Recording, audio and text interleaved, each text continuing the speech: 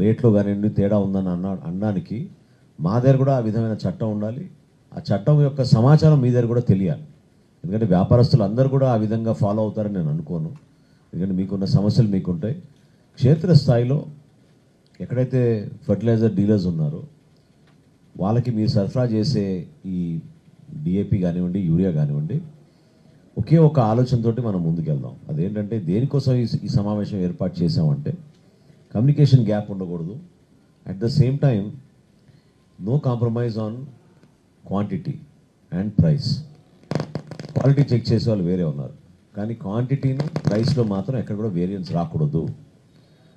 DAP కానీ urea కానీ రైతులు పాపం చాలా కష్టాల్లో వాళ్ళు ఎంత కష్టపడి వాళ్ళు పంట పండిస్తున్నారో మీ అందరికీ తెలుసు.